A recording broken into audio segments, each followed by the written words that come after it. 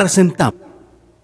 Muy buen día tengan cada uno de ustedes. Bienvenido a este tema tan hermoso y tan extenso que se llama el santuario.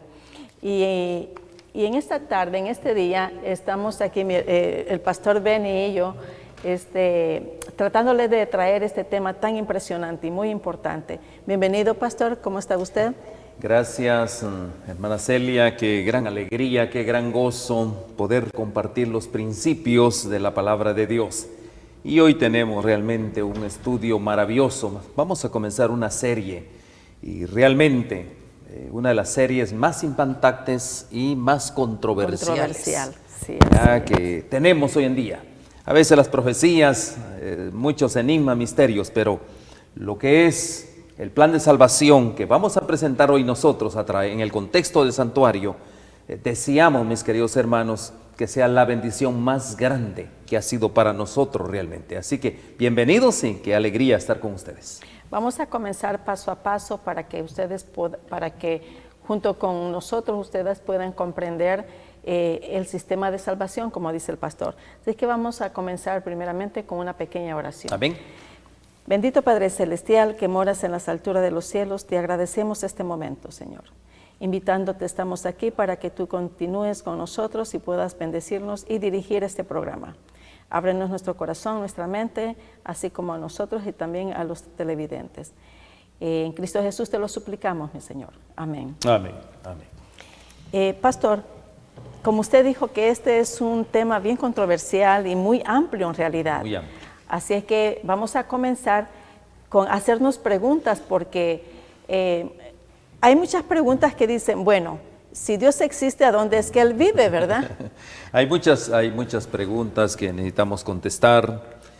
Yo le voy a decir a usted, hay algunas preguntas que son incuestionables realmente, ¿no? Por ejemplo, como la máxima revelación del amor de Dios. ¿Cuál es la máxima revelación del amor de Dios, por ejemplo? También el mismo carácter de Dios. El carácter de Dios, ¿verdad? Sí. Y sabe una cosa, en el contexto del santuario, nuestro Señor Jesucristo, justamente, recuerde usted algo bien importante, ¿no? Cuando el hombre cayó en pecado, inmediatamente entró el plan emergente de Dios. Y ahí comenzó justamente lo que es el santuario. Ese sistema que Dios había instituido para la salvación del hombre, que es un sistema, sí es cierto, que fue para la antigüedad, es un sistema que hoy por hoy sigue vigente. Y eso es lo más interesante de todo esto, ¿no? Entonces vamos a hablar de puntos. Yo quisiera, hermana Celia, que hablemos un poquito del cuadro de la salvación. Perfecto, ¿verdad? En Sí. Ese punto, ¿no? Y quiero decirles a ustedes, por ejemplo, ¿no? ¿Por qué Dios estableció el santuario sobre la tierra? En este momento nuestro tema es el santuario celestial, pero aquí la pregunta es ¿por qué Dios estableció el santuario sobre la tierra? ¿Verdad? ¿Qué quiere Dios? O sea, ¿qué pretendía Dios enseñar? En este caso estamos hablando cuando levanta el santuario por medio de Moisés, el tabernáculo por medio de Moisés. ¿Qué implican todos sus servicios? Porque hay un servicio en la mañana, un servicio en la tarde. ¿Qué implica todo esto, no? ¿Qué verdades importantes nosotros podemos recoger de todo esto? O podría decirse condensar de todo esto en el plan de la redención del hombre, ¿ya? Y más aún todavía, por ejemplo, ¿no? Yo le puedo decir a usted, el carácter de Dios, ¿ya? Y cuando hablamos del carácter de Dios, mis queridos hermanos, estamos hablando justamente cuál es el modelo representativo de su carácter, por ejemplo, es su Pastor, santa ley, ¿verdad? Así es, fíjese que usted ha mencionado algo tan interesante porque la pregunta anterior fue de que ¿a dónde es que vive Dios? Sí, ¿a dónde vive Dios? Así es que en Primera de Reyes, capítulo 8, versos 49, ahí nos dice exactamente, nos da un bosquejo de dónde es que el Señor vive. Por ejemplo, dice, tú oirás en los cielos. O sea que desde un principio nos está diciendo a dónde es que Él está. ¿A dónde está ahí? Pongamos Primera de Reyes 8:49, vamos a hacer algunos comentarios al respecto también ahí. Primera de Reyes 8:49, para tener el apoyo. Okay, entonces ahí dice, tú oirás en los cielos. con esta misma, con esta primera oración, nos está diciendo que Él radica en el cielo. Está en el cielo. En el cielo. O sea, y dice, en el lugar de tu morada. Lo está confirmando dos Nuevamente veces. en el cielo. Así es. Y dice, su oración y su súplica, y les harás justicia. O sea que estando en el cielo, que es su morada, Él escuchará nuestras súplicas. Así que ahí nos está mostrando en realidad que Él está dispuesto a ayudarnos a comprender mejor lo que significa este gran sacrificio de su parte. Fíjense, ¿verdad? hermana Celia, por ejemplo, ¿no? Justamente nosotros vemos acá una declaración, podría decirse, muy, digámoslo así, lo hemos leído muchas veces. Y miremos aquí en el 8:49. Por ejemplo, recuerde usted algo bien importante. Y dice acá, escucha tú en los cielos, en el lugar de tu morada, su oración y su súplica, y ampara su causa. ¿Verdad? Y aquí habla justamente de su justicia, ¿verdad? Cuando hablamos de la causa de Dios, estamos hablando de la misma justicia de Dios. Pero hay algo bien importante en todo esto que queremos notar. Esta es una oración.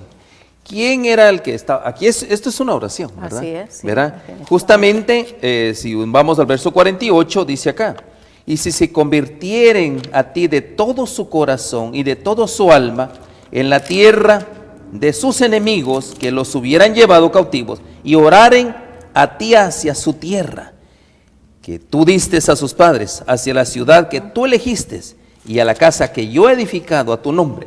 Aquí era una representación del tabernáculo de la tierra. Aquí Salomón justamente estaba expresando eso. Sí, entonces, miren la costumbre judía, por ejemplo, ¿no? Un judío no ora en cualquier posición. No, siempre hay una posición. ¿Hacia dónde? Hacia un lugar. ¿Verdad que sí? Al oriente. ¿Verdad? Siempre hacia el oriente. ¿Por qué razón? Siempre esa es la costumbre de ellos. Pero a veces nosotros, hasta en ese punto, a veces fallamos, ¿no? Sí, sí. Nosotros nos ponemos en cualquier momento de espaldas por ahí, pero realmente hay una posición. Y ese es uno de los puntos que debemos de tratar también. ¿Cuál es la posición correcta de orar? Primero es de rodillas, ¿no? Básicamente. Claro. ¿Y hacia qué posición? ¿Hacia qué dirección? Entonces, en este caso, por ejemplo, si usted ve a un judío, él tiene una posición y una dirección, cómo dirigirse a Dios. Por ejemplo, ellos se dirigen a su templo, ¿verdad? Al templo de Jerusalén, ¿verdad? Sí. Nosotros, ¿cómo nos dirigimos a Dios? Porque Él, recuerden, ¿dónde está? Está en los cielos, ¿verdad? Ese es el primer punto que vamos a aprender, que Él está en los cielos. Entonces, dentro de lo que es el contexto del plan de salvación, el Señor, nuestro Dios, nuestro Padre celestial está en los cielos. También hay otro punto bien que tenemos que detallar. Por ejemplo, ¿no? El Señor Jesús, ¿dónde está? En el cielo. También está en el cielo, ¿verdad? En el santuario celestial. Ahora, todo eso vamos a repasar porque todo esto es justamente lo que nosotros hemos hablado, el cuadro de la salvación. El Señor Jesús en el cielo, nuestro Padre celestial en el cielo. Y la pregunta, hermana Celia, ¿qué hacen los dos? ¿Será que están ahí descansando, felices ahí? Bueno, después de haber cumplido un trabajo, ¿verdad? Bueno, Cristo dijo, mi Padre y yo trabajamos, ¿verdad que sí? No descansamos. Así es que o sea, hay una gran actividad en el cielo. Nunca descansan. Y eso es lo que ellos esperan que nosotros tampoco descansemos, ¿verdad? Así es. Predicando su palabra. Definitivamente. Hay otro detallito dentro del cuadro de la salvación. Recuerden, tenemos que ver dónde está la morada, pero vamos a contestar detalladamente cada pregunta. Claro. Solo estamos haciendo un esbozo prácticamente. Un bosquejo. Lo que es el cuadro de la salvación. Otro punto bien importante, mire esto, ¿verdad? El santuario, recuerden, primero hablamos de que se estableció un santuario sobre la tierra, era como una de las herramientas educativas de parte de Dios, ¿verdad? Ahí están todos sus servicios que desplegaban grandes verdades importantes para la redención. Pero muchas veces creemos en esto, hermana Celia, que fue para el pueblo judío, que fue para los israelitas, sí. ¿Verdad que sí? Eso es lo que comúnmente se cree. Pero en la realidad, de acuerdo al plan de salvación, no es así. No nos dice eso. Nos dice de que todo esto fue para gentiles y judíos. Para todos, prácticamente. Todos. Y son lecciones, como dice aquí, son herramientas educativas. También, ahí dentro del mismo plan, miren, qué interesante, hermana Celia. En el mismo plan está cómo se va en el santuario. Estamos hablando del cuadro, específicamente de la salvación. En el mismo santuario nosotros vamos a aprender cómo finalmente se va a eliminar el pecado. Así es. ¿Verdad que sí? Sí. Así Ese es los puntos que vamos a tratar. ¿Cómo? Porque es un punto muy controversial este asunto, ¿no? Porque le voy a comentar yo a usted. Muchos creen que la eliminación final, prácticamente el pecado va a ser en el cielo. Que usted se va a ir al cielo, no importa cómo sea, y allá prácticamente se le va a determinar su veredicto. Imagínense, ¿no? La mayoría piensa eso. ¿Verdad que sí? Sí. La mayor parte de cristianos pensábamos, bueno, yo era uno de ellos que pensaba de esa manera. Vamos a ir hablando de alguna experiencia, porque yo soy parte de esa experiencia. Sí. Otro detalle bien importante en esto es, el santuario constituyó la pauta para ayudarnos a comprender a Jesús como nuestro sacrificio y como nuestro sacerdote. Imagínense, ¿no? Viene a la tierra, muere por nosotros para cumplir una función. ¿Cuál era la función? Recuerden que en el santuario terrenal estaba un sacerdote y estaba el sumo sacerdote. Ellos tenían funciones muy específicas y el Señor Jesús vino a cumplir esta misión. Entonces, pastor, quiere decir de que el santuario terrenal fue hecho con un propósito. Amén. Y el propósito es una enseñanza a todos nosotros. Sí. Que en la tierra tuviéramos, mire, está un detalle aquí en esto. Sí. Nosotros siempre los seres humanos queremos ver algo, ¿verdad? Porque si yo les muestro, les empiezo a hablar del santuario celestial, ¿qué sucede? Queremos ver evidencia. Usted ya subió al cielo. Esa es la primera pregunta. Como cuando le dicen a uno, le hacen una pregunta, le dice, ¿usted ya ha visto a Dios? ¿Y usted cómo contestaría? Pues no. No. Pero a veces nosotros que decimos, mire, Dios está en las flores y comenzamos, ¿no? En el proceso. Dios está en ti, prácticamente, ¿no? Pero la gente eso no le van a creer eso. Pero fíjese, pastor, de que eso de decir de que Dios está en las flores puede ser un arma de doble filo. También. Porque puede la gente comprender de que cuando nosotros decimos Dios está en las flores, en cualquier ornamento de la tierra, quiere decir que el Señor formó con todo eso. Él es el creador. Él es el creador, a eso se refiere. Pero mucha gente comprende diferente. Pero es bien importante que aquí nosotros podamos comprender que dentro de el sistema del santuario, el Señor lo creó y lo puso aquí para nosotros para podernos enseñar cómo es que Él va poco a poco, tiene el sistema de salvación para nosotros. Si sabemos que el Señor, Dios se manifestó por medio de Jesucristo y lo mandó a la tierra para nuestra salvación, esa es una muestra de un inmenso amor para nosotros. Es la gran evidencia. La gran evidencia, pero, sí. Mire, qué cosa más importante. El mismo Señor le instruye a Moisés y le dice, Moisés, haz conforme al modelo que se te ha mostrado. Dios lo lleva al tercer cielo y ahí Dios le muestra justamente cómo era ese modelo. Verá a Moisés. Y Moisés, por la misma inspiración, por una vocación prácticamente dirigido por el Espíritu Santo, instaura un modelo en esta tierra para que la gente pudiera ver prácticamente. ¿Me permite explicar algo, pastor? Dele. Yo escuché esto hace poco. Nosotros decimos modelo creyendo de que el modelo es la baqueta, o sea, sí. Porque yo no soy constructora, no sé nada de eso, pero lo que sí entiendo es de que cuando una persona hace un dibujo y lo moldea, lo fabrica, lo hace con madera y lo va edificando, eso ya no es un modelo, eso ya es una baqueta, le llaman. Así es. Entonces, esa maqueta es lo que el Señor mostró a Moisés para que en realidad él lo viniera a edificar. Lo único que en miniatura, nada más. En miniatura. O sea, en pequeño prácticamente. Exacto. Ahora, hay algo bien importante en esto. O sea, como el hombre necesita algo palpable, siempre Dios instituye ese tabernáculo, prácticamente, que es el mismo modelo que está en el cielo, sí. prácticamente. O sea, eso es lo que nosotros tenemos que entender, que lo mismo que está en el cielo fue lo que se le ordena prácticamente a Moisés. Ahora, por eso aquí, imagínense, ¿no?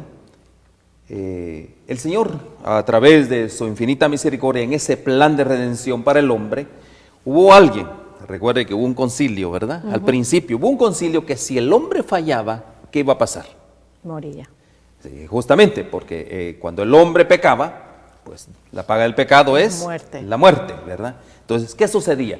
Dios tenía que inmediatamente, dentro de su omnisciencia, digo, si el hombre falla, tenemos que establecer un plan en el cual no podemos dejar abandonado al hombre, porque como es la imagen, es nuestra misma imagen, es nuestra creación, es la corona de nuestra creación, no lo podemos abandonar a su desgracia, pues a la deriva, pues prácticamente.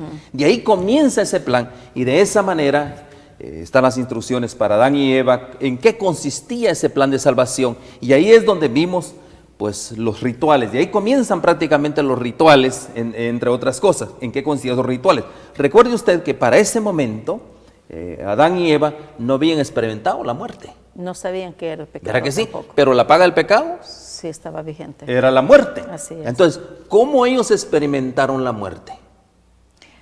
Cuando el Señor les dio de regalo esas vestimentas, porque tenía que haber muerto alguno. Alguien tenía que haber muerto, así es. ¿verdad? Alguien tuvo que haber muerto. Entonces, ¿qué sucedió?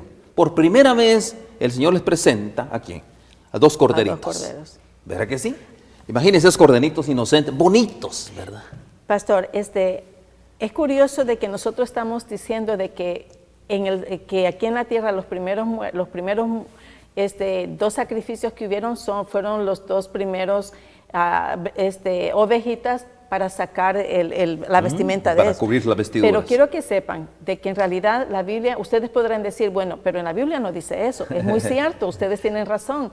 No hay testimonio de eso. Pero es muy lógico, queridos amigos, de que si ya hubo vestimenta de animales, quiere decir que hubo también 2 muertes. Porque para vestir a 2 personas tuvieron que... Para usted vestirse hoy, Ajá. alguien tuvo que haber muerto. ¿Verdad que sí? Por ejemplo, este traje es traje de ¿qué? De lana. De lana. ¿Verdad que sí? Sí. Entonces, ese traje de lana, ¿para qué sirve? Para cubrir, ¿verdad que sí? Sí. Entonces, mis queridos hermanos, aquí vemos nosotros la misericordia de Dios. ¿En qué vimos la misericordia? No podía dejar a Adán y a Eva en manos del enemigo. No lo podía hacer. No. Y comienza el plan de sacrificios prácticamente. Y vimos, y solo imagínense algo bien importante. Imagínense, piense un poquito, hermana Celia. Sí. Viene usted. Dios le da los animalitos y por primera vez está la muerte. Le entrega una daga a Adán y a Eva y por primera vez, imagínense, ellos nunca habían experimentado esto. Viene y agarran esa daga y se la incrustan prácticamente al animalito. Mire, la sangre voló por todos lados, un animalito blanco. O sea, una ovejita tan blanca. Ahora sienten, ¿cómo se sentiría usted por primera vez en esta experiencia? Pues yo creo que yo me sentiría horrible porque iban para matar Ahí está, bien. una gallina, imagínense, qué feo, ¿verdad? ¿Verdad? Ahora este animalito tan inocente. Inocente. La muerte no había entrado, Sí, porque la paga del todavía pecado no. era muerte. Sí. Ahora, ¿qué enseñanzas aquí con justamente lo que dice, ¿no? El santuario se constituyó la pauta para ayudarnos a comprender a Jesús como nuestro sacrificio. ¿Qué era lo que se estaba figurando ahí? La salvación. La salvación. La salvación. ¿Quién era? Y la eliminación del pecado. Y la eliminación del pecado. Entonces vino el Señor Jesús, imagínese usted, ese corderito sin mancha, que ahí estaba, inocente. O sea, dígame, hermana Celia, ¿qué pecado tenía ese corderito, esa ovejita ahí? Ninguno. Nada. ¿Quién era el pecador? Adán y Eva. Adán y Eva, prácticamente. Ahora, miren lo más maravilloso. Pero ¿qué era lo que prefiguraba todo eso? La redención. La redención que iba a venir, que representaba, ese corderito representaba ¿a quién? Al Jesucristo. Cordero de Dios. Al Cordero. ¿Verdad que sí? Que quita el pecado del mundo. Que es Entonces, Jesucristo. que es nuestro Señor Jesucristo. Mire qué cosa más maravillosa. Estamos hablando del cuadro de salvación para poner el cuadro prácticamente en el cual vamos nosotros a apoyarnos. Ahora como sumo sacerdote, ya Él vino, Él muere por nosotros, el inocente, el inmaculado, ahí en Isaías, podemos ver todos esos relatos. Pastor, fíjese que es importante que después de esta pregunta que dicen, bueno, ¿a dónde estaba Jesucristo? ¿Dónde vivía? Ya sabemos que vive en el cielo y aún está allá. viene otra pregunta bien importante. Si Él vive en la tierra, si Él vive en el cielo, ¿cómo es posible que Él esté en todo lugar? Bueno. ¿Cómo es posible de que Él esté en la tierra y que sus pensamientos también los conoce igual que los míos, que sabe lo que estamos haciendo? ¿Cómo es que le hace todo eso? Bueno, eso es algo, es uno de los grandes misterios Sí. prácticamente que hay que resolver. Por ejemplo, solo para decirle algo, para comentarle algo, por ejemplo, en este asunto, propiamente, yo quiero llevarlos aquí al Salmo, vamos a ver, Salmo 103, en el Salmo 103, verso 20 y 21, miremos ese detalle. En el Salmo 103, 20 y 21. Bendecid a Jehová vosotros sus ángeles, poderosos en fortaleza, que ejecutáis su palabra. Miren qué cosa más importante. Obedeciendo a la voz de qué? De su precepto. Y vamos al 21. Ya. Bendecid a Jehová vosotros todos sus ejércitos. ¿Quiénes son los ejércitos? Sus ángeles. Sus ¿verdad? ángeles, sí. Ministros suyos, que hacéis su voluntad. Entonces, ¿cómo el Señor Jesús, cómo Dios está en todas partes? Sí. Fíjense ¿Verdad? que también en Jeremías también dice lo Bueno, mismo. leamos pastor. Jeremías. Capítulo 23, versos 23 y 24 también nos dice, bien más específico, que dice, ¿soy yo Dios de cerca solamente? Sí. ¿No? Y dice, Jehová, y no Dios desde muy lejos. Claro. Y más nos dice, ¿se ocultará alguno, dice Jehová, en escondrijos que yo no lo vea? ¿No lleno yo, dice Jehová, el cielo y la tierra? O sea que ahí nos está dando pautas en realidad de que a Él no se le puede esconder nada. Definitivamente. ¿Quién se esconde bajo el ojo escudriñador de Dios? Ajá. Prácticamente. Sí. Usted estaba leyendo el 23. Jeremías 23 y 24.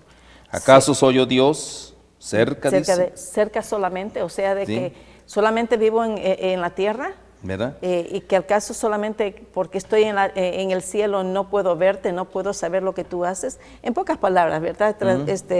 Haciendo un poquito parafraseando, sí. Así es que dice, no lleno yo, dice Jehová, el cielo y la tierra. O sea, de que Él, así como en estos momentos Él nos está viendo aquí, donde estamos viviendo, puede Él estar también en Rusia, digamos, ¿verdad? Un lugar lejísimo. Puede estar en Sudamérica, está en Sudamérica. Él está en todos lados. Todos lados, en este porque mismo esa momento. es la bendita omnipresencia de Dios. Ahora, mire recuerde que estamos armando bien el cuadro, ¿no? Sí, Prácticamente, o sea que Dios está en el cielo y también está en la tierra. Y nadie, como dice aquí, nadie se oculta alguno, dice Jehová, en algún escondrijo por ahí, alguna cueva, que yo no lo pueda pueda ver. ¿Ya? Y prácticamente dando una soberanía sobre el mundo, porque esto estamos hablando, mis queridos hermanos, de la soberanía total de Dios. Y yo le voy a decir a usted que no solo es sobre la tierra, sino también sobre los mundos. Sobre el Dios es el universo. soberano del universo prácticamente. Sí, sí. Ahora, siguiendo este detalle, bueno, dice, si Dios vive en algún lugar, lo que usted decía, ¿cómo es posible que esté en todas partes? Ya vimos cómo es que Dios puede hacer ese gran trabajo, ¿no? Pero lo que más me llama la atención es mire, ¿será que necesita Dios un lugar para vivir? Si está en todos lados, ¿cómo será Dios entonces? Sí, ¿cuál es la razón de que Él quisiera vivir en la tierra, verdad? Mire, Pero, y ahí hay un detalle bien importante. sí. ¿Por qué Dios insistió en que Moisés le hiciera un tabernáculo? ¿Por qué? Ya. Bueno, usted dijo antes, bien claro lo dijo, de que si Dios vive en el cielo Él ve todas las cosas que están aquí y que el propósito del santuario es para, con el plan de salvación y de la redención del hombre, y el propósito es para eliminar el pecado, pero el propósito es eso, eliminar el pecado. El problema está en nosotros, de que sabiendo de que ese es el propósito del Señor, nosotros seguimos pecando. Y, o sea, de Un que buen punto. debe de ser, por eso es que viene conforme vayamos estudiando, vamos a ir presentando de que a causa de nuestra negligencia, de nuestra desobediencia, viene un plan de salvación que en realidad asemeja o pone en paralelo la vida de Jesucristo en el futuro. Porque quien toma el lugar para aquel entonces de Jesucristo eran los animalitos, que eran diferentes clases de animales, ¿cierto? Pero todos los animales limpios. Eso lo vamos a ir viendo más adelante. En la medida que vamos estudiando. Sí. Pero hay algo bien, sigo con el asunto. Sí, sí. ¿Verdad? ¿Necesita Dios un lugar donde vivir? Fíjense qué cosa más importante, ¿no? Dios le instituye, le da instrucciones a Moisés para que le hiciera un santuario. Y vimos a imagen y semejanza de lo que estaba en el cielo. ¿Cuál era el propósito? Recuerde algo bien importante, hermana Celia, que al principio Adán y Eva gozaban de ese gran privilegio de la comunión con Dios, ¿verdad que sí? Era una comunión muy íntima. Dios bajaba y se movía con ellos, y qué lindo ser instruidos por Dios. Él los instruía prácticamente. Pero en el momento que caen en pecado, esa relación se perdió. Se rompió. Totalmente. Se pierde, se rompe porque había un pacto de por medio y se rompió ese pacto. Ahora, ahí viene la cosa más interesante. A partir de ese momento, dígame usted, el corazón de Dios le dolió demasiado al romper ese pacto prácticamente, aquellos seres tan perfectos, hechos de una manera tan magistral. Ahora están en desobediencia a Dios. Pero más sin embargo Dios no los dejó al abandono. Siempre Él quiso ¿qué? Estar en comunión con ellos. Siempre, miren, eso es lo lindo, ¿no? ¿Ya? Ahora que usted dice eso, viene a relación de que cuando ellos pecaron, los dos se escondieron. ¿Quién los buscó? Ya, Dios. Dios, así es. Ahí está. Y Dios nos busca hasta hoy. Nos sigue buscando, mis queridos hermanos. Y miren, se esconden delante de Dios. Le dice, Adán, ¿dónde estás? Y escondido. Estaba desnudo, ya dice la Biblia, porque recuerde que esa vestidura prácticamente inmaculada que ellos tenían, se les quitó prácticamente. Y ahora se vieron como seres realmente materiales, tal como somos hoy en día. Entonces ahora, ¿cuál fue el propósito de Dios? A partir de ese momento, por eso es la razón del santuario. Dios quería nuevamente restaurar esa relación con el hombre.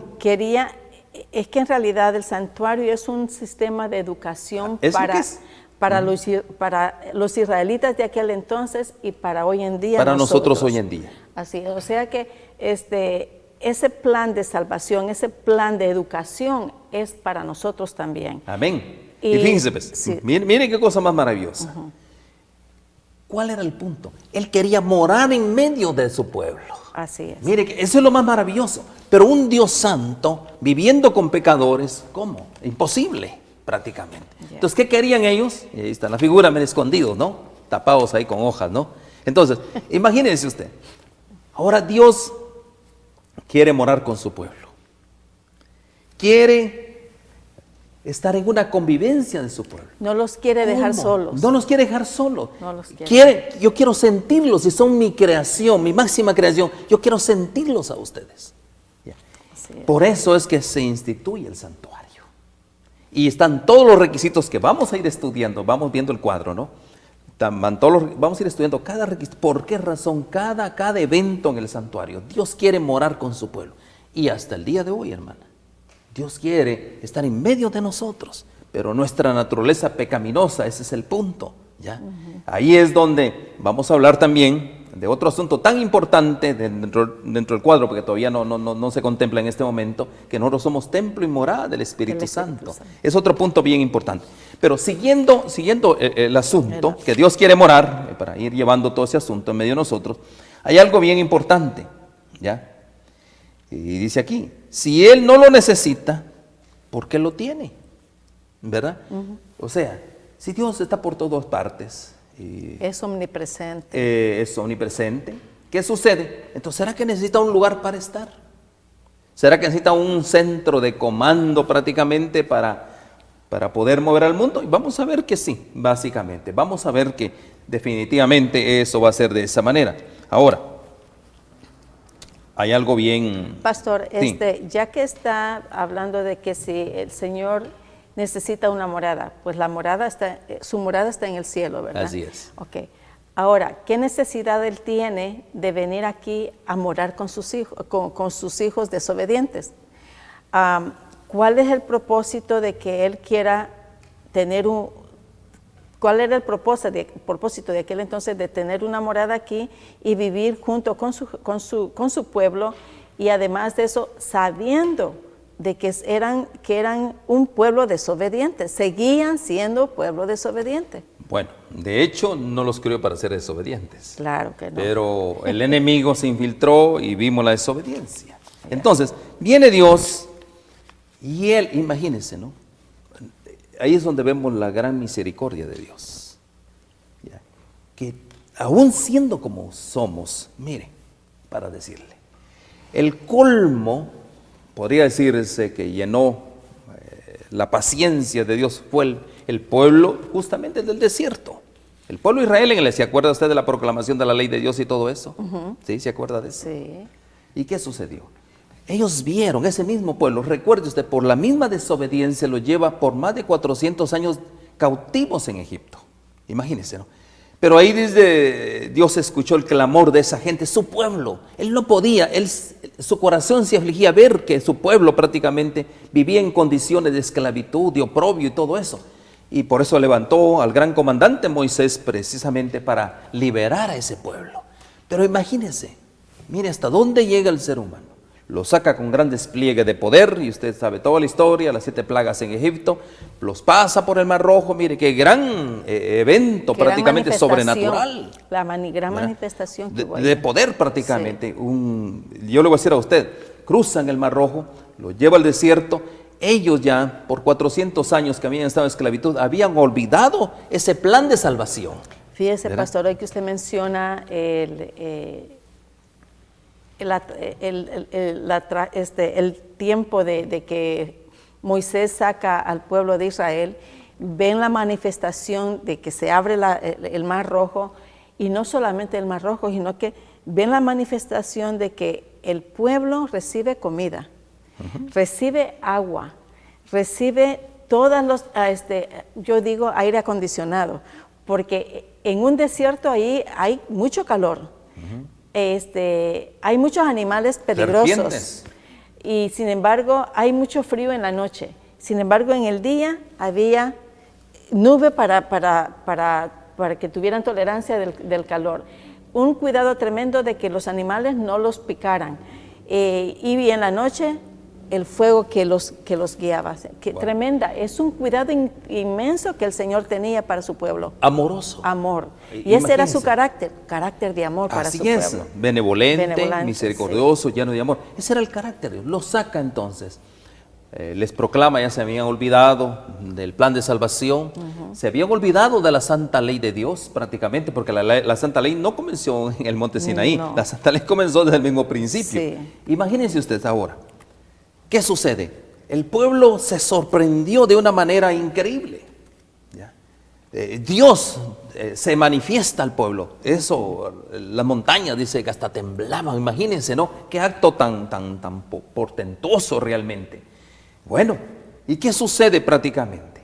Ya recuerden que su gran comandante se había ido justamente Recibir las leyes. a recibir las instrucciones de Dios a través para sus mandamientos y todo eso. ¿Y qué hace el pueblo, hermano?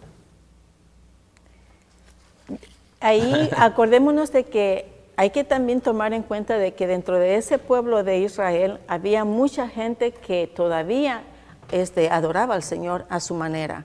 O no se habían olvidado de él. De las costumbres. De sus costumbres. La única diferencia es que no lo estaban practicando. Esa es la diferencia. Sí. Y también había otro grupo que sí se habían olvidado del Señor. Ya no se acordaban de él. Hasta creían que ni siquiera existía ya. Así es. Cuando Moisés subió al monte de Sinaí, entonces pasaron más de un mes. Un mes exactamente. Comenzaron a dudar que si estaría vivo. Comenzaron a dudar que si en realidad existía, que si él se había ido a recibir si había recibido ese llamado de Dios o él se había huido, ¿verdad? Había una duda había tremenda. desaparecido, había una gran incertidumbre. Así es, especialmente porque había mucho tiempo de espera y comenzaron a edificar el becerro. A edificar, a construir un becerro. Pero, imagínese usted, ¿no? El pueblo de Dios había sido sacado con gran poder, con gran despliegue. ¿Qué sucede con uno? Uno siempre, normalmente, a pesar de que Dios los pasa por el mar, y ahí hay otro gran asunto que vamos a platicar también del bautismo en el Mar Rojo, prácticamente. Hay un detalle bien importante. Ellos son nuevas criaturas, nueva nación, ¿verdad que sí? Sí. Pero imagínese usted, después de la proclamación, 30 días después, esta gente estaba instigando a quién, a Aarón, ¿para qué? Para que les hiciera. Para que les hiciera una estatua. O sea, ¿Por qué razón? Ellos querían algo palpable. A Dios, sí es cierto, lo hemos visto con gran poder, pero ahora queremos nosotros sentir algo que nosotros miremos. Todavía ellos estaban presentes en el desierto, pero su corazón estaba todavía en Egipto. Bueno, las ollas, ¿verdad? La comida. Pensaban en aquellas comidas llenas de carne y todo lo demás, ¿verdad? Imagínense, ¿no? Y se olvidaron que estaban también, que habían vivido esclavitud y querían regresar. Óigame, qué tremendo.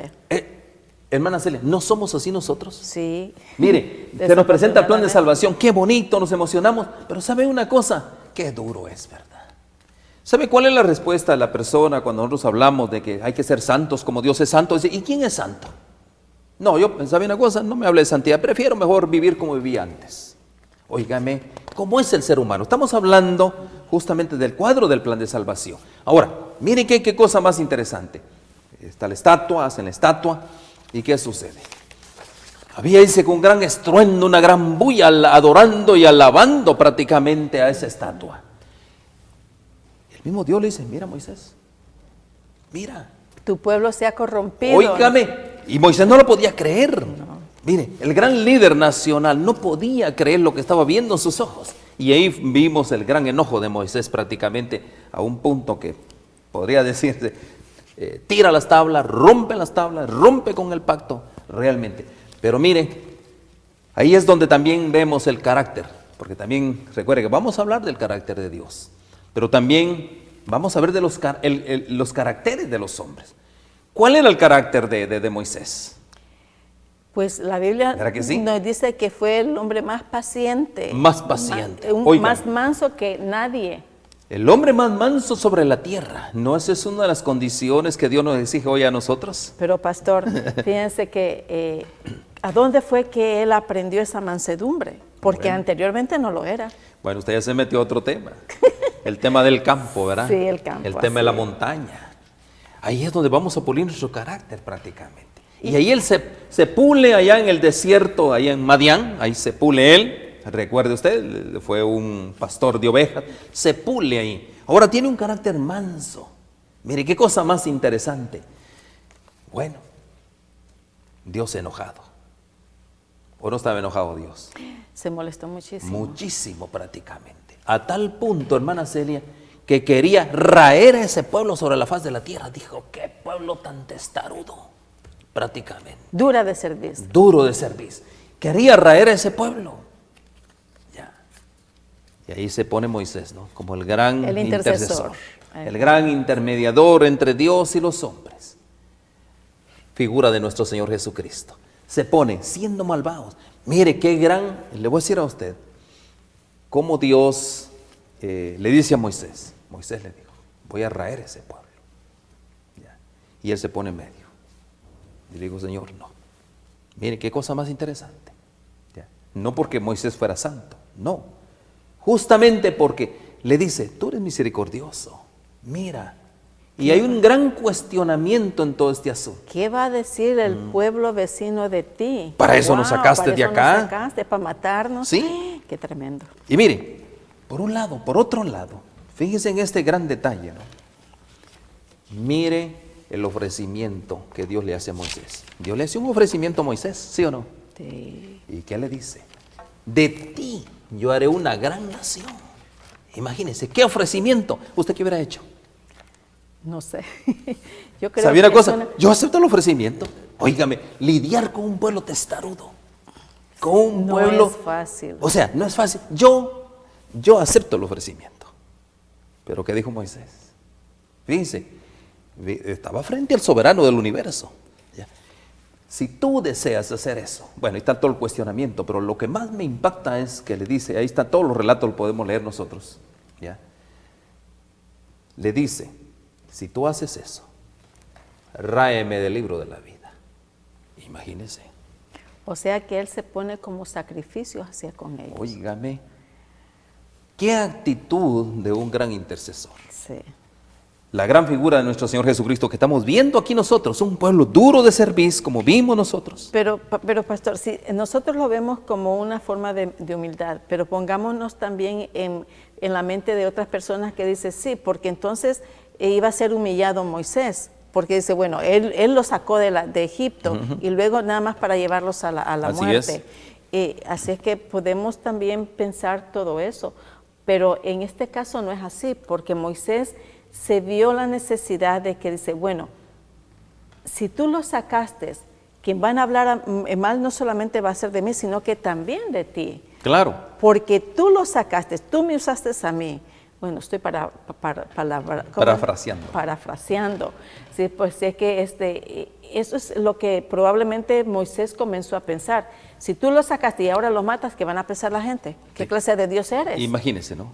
O sea, mis queridos hermanos, vemos nosotros que cómo se está encuadrando el plan de salvación. Y voy a un último punto. Cuando hablamos de la terminología del santuario, fíjense en esto. Se usó para enseñar verdades acerca de la vida cristiana.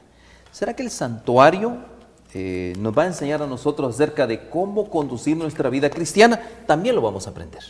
Lo vamos a aprender. En resumen, el conocimiento del sistema del santuario llegó a ser un fundamento para el nuevo mensaje de salvación en Cristo. ¿Sí escuchó, hermana Celia? Miren, el conocimiento del sistema del santuario llegó a ser un fundamento para el nuevo mensaje de salvación en Cristo. ¿Cómo está ese asunto? Fíjense, es algo nuevo. Vamos a estudiar algo nuevo, mis queridos hermanos. Como el fundamento ¿de qué? Del nuevo mensaje de salvación. Ahí está en el santuario. Y lo vamos a ver. Si nosotros logramos una comprensión total del santuario, mis queridos hermanos, vamos a eliminar todas prácticas de religiones hoy en día. Por eso es que aquí se dice de que el santuario en realidad el Señor lo usó como un sistema de enseñanza. Así es. Una forma de que su pueblo, sabiendo cómo es su pueblo, ellos podrían aceptar y comprenderlo mejor. Y sí fue así, nada más que dura de servicio, ¿verdad? Ahora, yo le voy a decir a usted, aquí hubo un trabajo muy fino. ¿Quién cree usted que hizo un gran trabajo? Pues Satanás. Hizo un gran trabajo muy fino. ¿En qué consistió ese trabajo de Satanás? Que el mensaje del santuario, ese ritual judío, fuera no solo distorsionado, sino también fuera olvidado. ¿Quién hoy habla del santuario? Dígame usted. No, a nadie. Sí. Imagínense usted, qué trabajo tan fino. ¿Por qué razón? Porque ahí es, usted lo dijo al principio, está la maqueta. La maqueta es la figura de algo que está en la mente y uno lo trae a la realidad para poderlo ver. Así va a ser, muy pronto será así este edificio. Está la maqueta, cómo va a ser el edificio y después de tal fecha el edificio está construido exactamente como el de la maqueta. Sí, primero lo dibujan y después lo hacen Así en miniatura. Es. Justamente. Y luego se construye. Y después se construye. Ese es para verlo palpable. Entonces, prácticamente, ¿qué sucedió? Ese fundamento que es el santuario, la doctrina del santuario, mis queridos hermanos, ese mensaje hasta este momento está siendo olvidado. Por eso yo le decía a usted al principio, realmente esto, para el conocimiento de la verdad, para el conocimiento de Dios, tan importantísimo en este momento. Ahora, yo le voy a decir a usted, ¿cuándo comenzó prácticamente, como quien dice, a moverse nuevamente la idea del santuario? Cosas bien importantes. Y ahí vamos a explicar nosotros, recuerde usted una profecía, la profecía más larga de tiempo que tenemos. 2300. Pastor, pero fíjese que el santuario no se dio luego, porque pasaron años Pasaron años para que el Señor decidiera decirle a Moisés que edificara eso.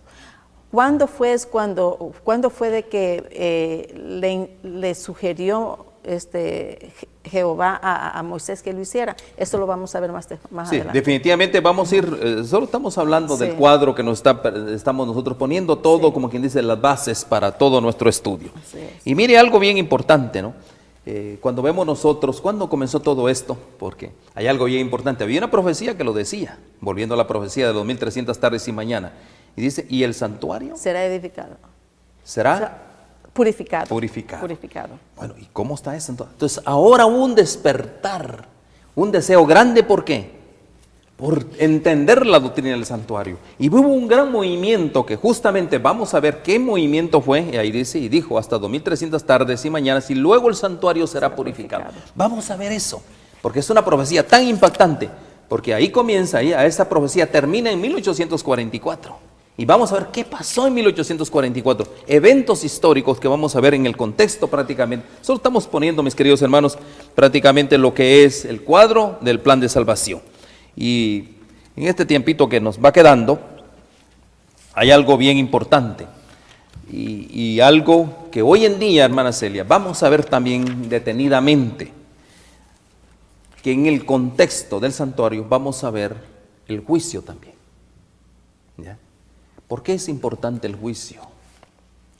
Y eso yo le voy a decir a usted, por eso es tan importante la doctrina del santuario, porque ahí vamos a ver el juicio. Recuerde usted, ¿se acuerda que había un ritual diario en el santuario? En la mañana, en la tarde, los sacerdotes matando animalitos y todo ese asunto. Ese asunto, recuerden que eso terminó, ese ritual terminó cuando vino Cristo, porque Él representaba todo ese gran ritual prácticamente. Cuando murió Cristo, dije yo. Cuando vino Cristo. Cuando vino Cristo. Bueno, cuando murió Cristo sería. Entonces, mis queridos hermanos, vamos a ver en ese ritual que había, que simbolizaba a Cristo. Cristo muere justamente. Y vamos a ver exactamente en los tiempos que determinaba la profecía. ¿Verdad? Y cómo el Señor Jesús prácticamente, por eso la importancia es clave, mis queridos hermanos, ¿ya? Desenmascarar prácticamente ese gran engaño que hoy muchas veces tenemos. Ahora, para ir, hermana Celia, viendo todo ese asunto del santuario, para ir terminando el cuadro que estamos poniendo, aquí hay algo bien importante. Vamos a hablar del santuario, justamente celestial, y el ministerio sacerdotal de Cristo, nuestro sumo sacerdote. Y fíjense algo bien importante, ¿ya? ¿Por qué es importante eso? Y eso es lo que a nosotros hoy en día nos va a traer muchos grandes desafíos. Esperamos que con la ayuda de Dios prácticamente y con el discernimiento del Espíritu Santo poder contribuir. ¿Por qué razón? No es una nueva doctrina, es una doctrina que viene, que Dios instituyó. No es una nueva doctrina, quiero decirles, porque nosotros no estamos aquí poniendo nuevas doctrinas, ¿verdad? Pero es una doctrina tan peculiar que nosotros necesitamos entenderla hoy en día. Y para poder comprenderla para poder comprender el sistema de salvación y de redención, necesitamos comprender el funcionamiento del santuario. Así es, justamente. Cómo funciona desde la entrada del atrio hasta el final del lugar santísimo. Y eso poco a poco se va a ir desarrollando todo este tema para que podamos comprender el por qué el Señor implementó todo esto, por qué quiso que su pueblo fuera educado, para que ellos comprendieran en realidad que ellos no estaban solos. Amén. Que a pesar que somos pecadores, había ese ser que nos crió, estaba aún dispuesto a perdonar. Pendiente de ellos. Y por eso a veces nos ponemos a pensar, pastor, en realidad existe el santuario celestial, ¿es real o es irreal? Es real. Eso es lo que vamos a estudiar. Y le voy a decir algo al respecto. El santuario del cielo, mis queridos hermanos, es el centro de la obra de Cristo. Miren, ¿a favor de quién? A favor de nosotros los hombres. Es el centro del santuario. Por eso es importantísimo, ¿verdad? Entonces, por eso dice acá, miren lo que dice: concierne a toda alma que vive en la tierra, ¿qué? Estudiar el santuario. Porque el santuario nos revela el plan de redención, nos conduce hasta el tiempo del fin, hasta el mismo tiempo del fin, y anuncia el triunfo final de la lucha entre la justicia y el pecado. La importancia es para nuestro tiempo, así como fue el inicio hace tantos años atrás, miles de años atrás, hoy también para nosotros es el punto culminante, podría decirse, lo que es el santuario. ¿Por qué razón? Mis queridos hermanos, ahí es donde nosotros les vamos a invitar a usted a estudiar, que estudiemos juntos esta doctrina que es tan revelante prácticamente. ¿Por qué razón? Mire. Fíjese, pastor, Sí, fíjese que este sistema del santuario también nos enseña que el Señor es un Dios de orden. Amén. Y no solamente por el santuario, sino que si ustedes se fijan, si ustedes van a comenzar a leer las Escrituras, todo el primer libro de Reyes, Samuel y todos estos, nos vamos a aprender de que en la forma que las tribus, cada una de las tribus estaban colocadas, era completamente en orden. 12 tribus. 12 tribus desde del primogénito, el segundo, el tercero, y va en un orden bien exacto, por lo cual ahí nos indica, y la forma que vamos a ir desarrollando este diálogo, este programa, el concepto de el por qué el santuario nos enseña que así como Dios es un Dios de orden aquí en la tierra, exactamente es igual en el cielo también. Y un Dios de orden y de leyes. Y de leyes. Vamos a aprender todo esto. Así es. Entonces, mis queridos hermanos, para ir terminando, Sí. hermana Celia, el santuario reveló el corazón de Dios. Amén. O sea, ¿qué es el corazón de Dios? ¿Qué hay en el corazón de Dios? Y saben una cosa, ¿por qué razón? Ahí también es donde el hombre, cuando hablamos de un ser supremo, el hombre tiene que tener una relación más profunda con él. ¿Cómo lo vamos a lograr? Aquí en el estudio del santuario. Cuando nosotros comprendemos el santuario, cuando nosotros vamos a enseñar las verdades bíblicas acerca del santuario, ¿qué es lo que va a pasar? Vamos a entrar en más íntima comunión con Dios. ¿Para qué? ¿Por qué razón vamos a entrar en más íntima comunión con Dios? Para lograr victoria sobre el pecado, sobre la carne y sobre el mundo. Por eso es que no logramos victoria. Y también así vamos a conocer el verdadero carácter del Señor. Amén. Y no solamente el verdadero carácter del Señor, sino que también el por qué el Señor estuvo siempre antes de la creación dispuesto a perdonarnos. Amén, qué lindo, o sea, ¿verdad? Que es un amor inmenso, no se puede comparar ese amor con ninguna persona. Realmente, ¿no? Así. Y Así que, para terminar realmente, pues hoy sí vamos a entrar en materia. En nuestro próximo programa ya vamos a entrar acerca del santuario celestial, donde vive Dios, todos sus detalles. Así Y es. hermana Celia, va a ser una gran bendición. Solo pusimos el cuadro prácticamente de lo que es el santuario y ese modelo que Dios desea que nosotros aprendamos hoy. queridos amigos, es un placer para nosotros traerles estas enseñanzas en las cuales tanto el hermano como yo hemos aprendido y deseamos compartir eso con ustedes para que juntos podamos aprender y comprender el gran amor y el gran amor de Dios y el sistema de salvación. Que el Señor los bendiga. Hasta la próxima. Que el Señor les bendiga.